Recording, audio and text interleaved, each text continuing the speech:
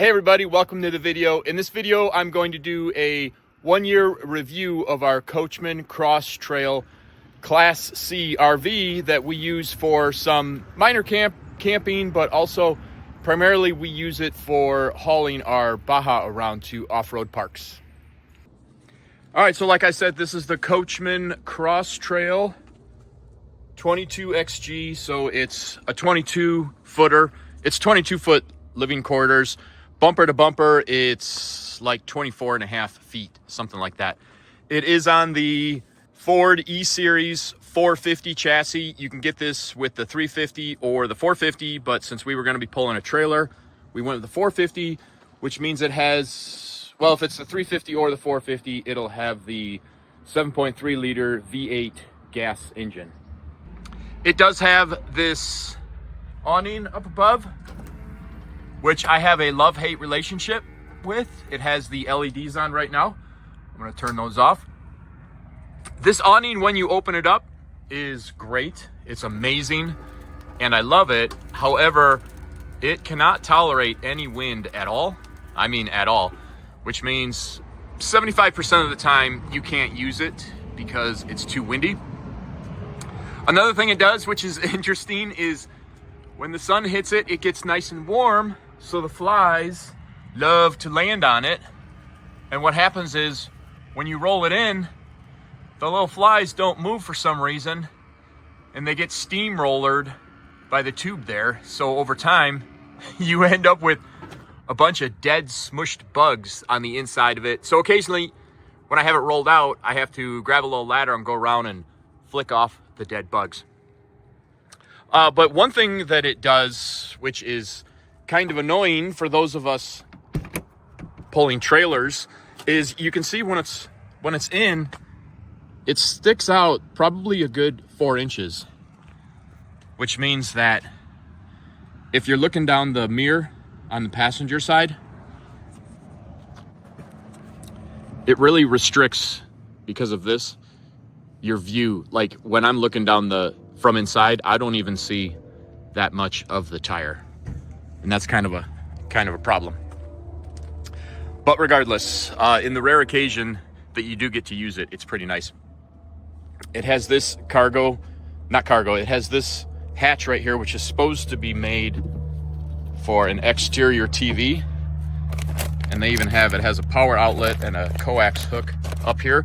But we weren't going to use this for a TV, so I made it into a little tool area, which is nice because if it's nicely organized, you can actually carry quite a bit of tools here.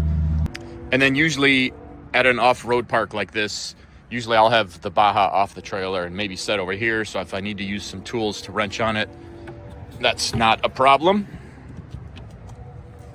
And then down here, it has the propane tank. It has a nice big propane tank. We don't really use the propane. I might actually do away with this at some point and turn this into a toolbox as well, but we haven't done that yet. And I'll go over inside why I'm not sure we need the propane.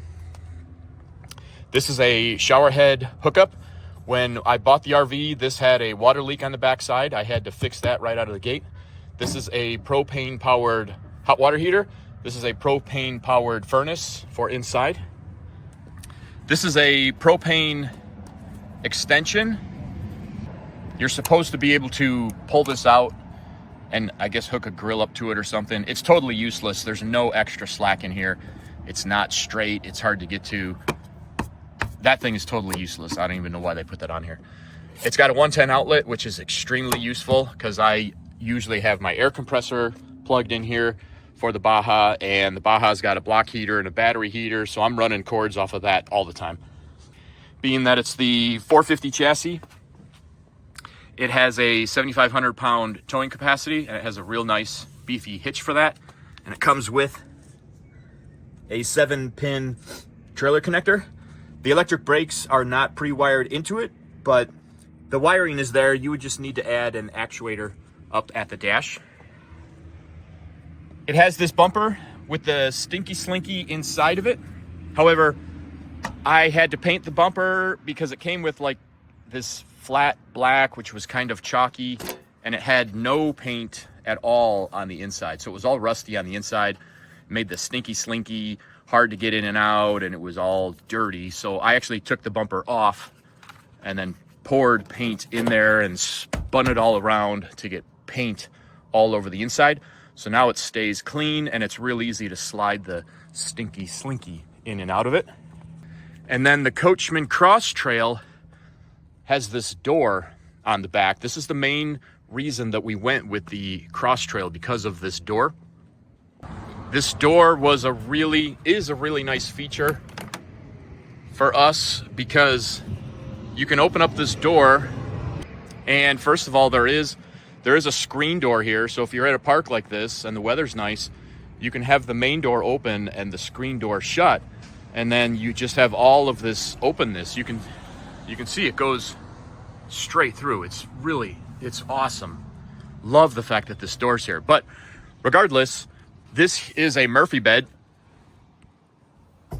So this folds up and clips to the wall. So if you wanted to put mountain bikes or kayaks, or probably, I would guess you can get a dirt bike in there. And there's 4 nice tie downs. But what we do is we use underneath here for storage. I've got my air compressor, my light bar, a bunch of antennas, some other miscellaneous stuff under here. And now you can access it from back here, or if you look, it goes all the way through and you can access it from the front. So it's a lot of storage, really easy to get to. Another thing you can do, which we have done, is you can flip the bed up, and then you can we've hauled 2x4s in here, we've hauled drywall in here.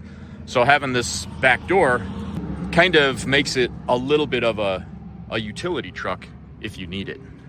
Then if we come around to the side here, it has this nice large storage compartment.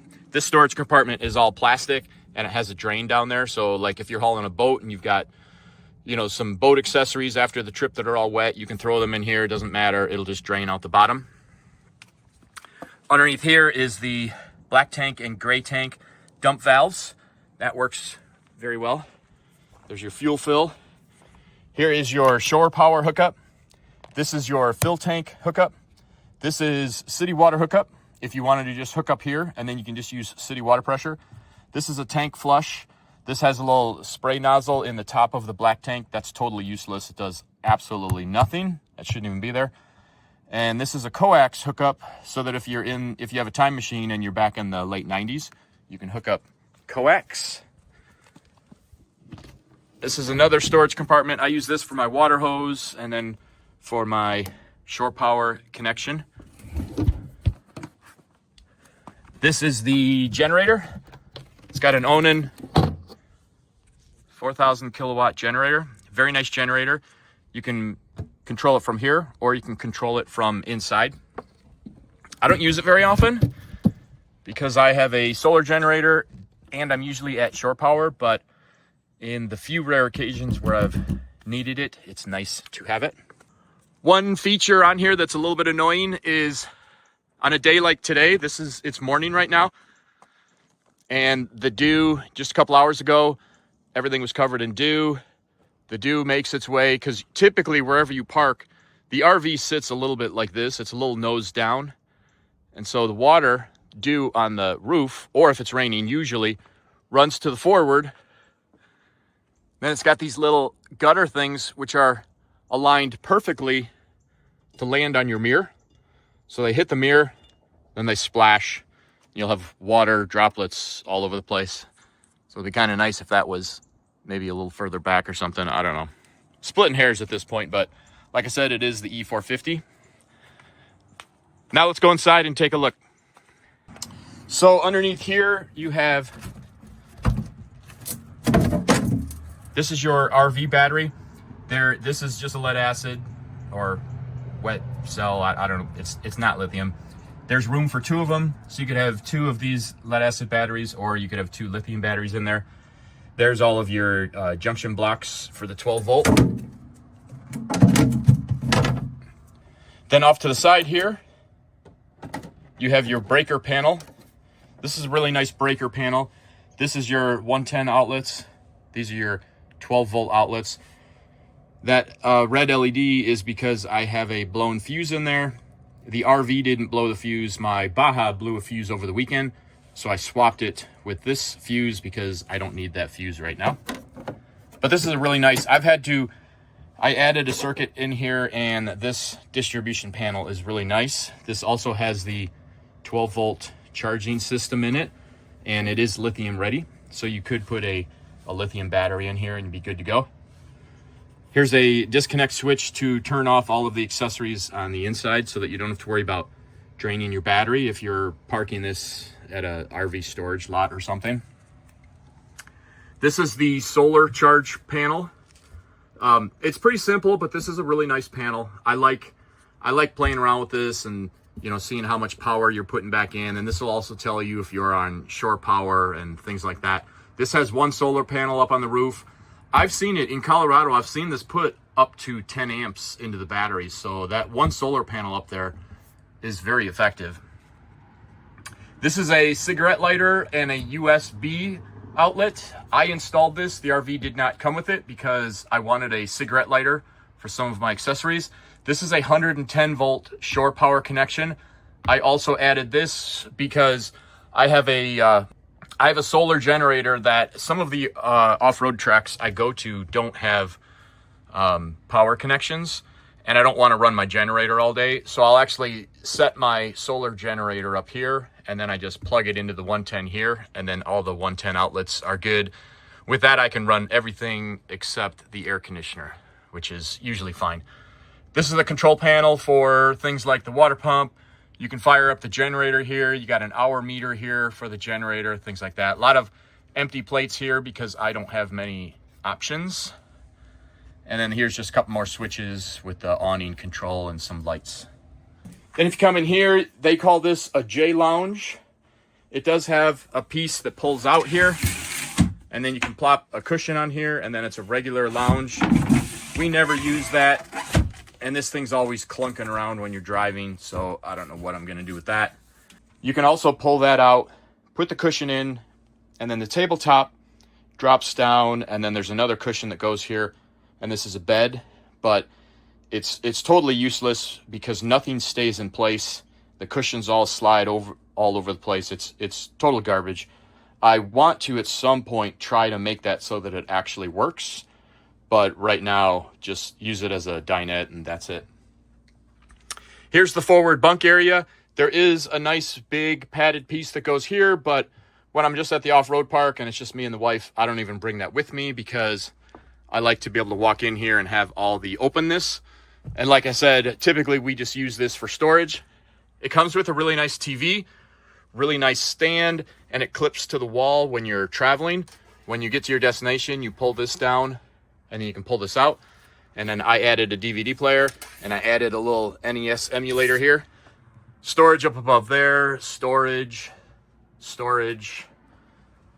This is a nice storage with a clothes rack, so you can put jackets and all sorts of stuff in there. More storage down here. This is the 12 volt propane powered furnace. This is the 12 volt propane powered oven. This is a 110 volt microwave, which works really nice. We use this all the time. And then behind this panel right here is a 12 volt propane powered water heater. Now what we do is we have an electric heater that we actually just set right here. We plug it in to the outlet right there. And just a 1500 watt, 110 volt electric heater has no problem heating this area up. Understanding that we don't really go camping if it's colder than 40 degrees. And this works, when you set an electric heater here, it works really well and it's very quiet. This propane heater is really loud when it fires up. It's obnoxious, so we're not a big fan of that. And we typically don't use the propane water heater either because most of the places we go, like the campsite I'm at right now, that building right there is a shower house. So we just shower on site. And if I'm at an off-road park and I have to go a day or two without a shower, that's not the end of the world. And then we don't use the stove either because, you know, I don't know. Typically, again, like at this campsite, there's a fire pit right there and there's a charcoal grill right there. So we never need it. So what we're thinking about doing is, I think I'm going to swap this out for a 110 volt electric heater right there. And then I'll convert that to a electric water heater. And then I think we're just going to do away with the stove and just make that into storage. And then we can get rid of the propane. I'll drop the propane tank, and then I'll make that compartment down there into tool storage. It does have a really nice big sink. We love this sink. It's humongous. Love that. And then there's good storage underneath the sink, and then nice storage over here as well. This RV actually has really good, lots of storage. Then this is the bed that flips up. Got nice window over here, and these windows are really nice because they've got pull down sunshades or pull up total shade. This will make it nice and dark. Nobody can see in. Those are really easy to operate. And then the toilet is actually really, really nice. I mean, we're happy with the toilet. I mean, it's a small bathroom, but it's a small RV. Little tiny sink here. I kind of hate the sink. My wife uses this sink, but when I brush my teeth and stuff, I use the kitchen sink because this is really tiny, and it's a little area, you know. And there's a towel hanging on the towel rod back here, so it's tiny. It's tiny. And then what I do when I do the off-road park, this is where I store my gas cans. These are empty, but they still fume a little bit. But number one, this is a real nice, secure place to hold them. And if you close the shower door, it captures any fumes, and they just come up here. And then I just run with this open a little bit, and you don't smell any of this in the RV because, like I said, these are empty, so they're just fuming off a little bit, but it just comes up and goes outside. And then you don't have to worry about having them on your trailer, and you don't have to worry about anybody stealing them or water getting in them or anything like that. And then up at the head unit here, I actually added some switches down here. This switch now, if I flip it up to coach, then the radio is powered off the coach. If I flip it down the engine, then it's controlled off the ignition switch. This switch is going to be for lights in the rear. I haven't hooked those up yet, but that's why I put the switch there. And then with this switch, if you have it down, the rear camera will just operate off of reverse and the turn signals. If you flip it up, the rear camera is on all the time.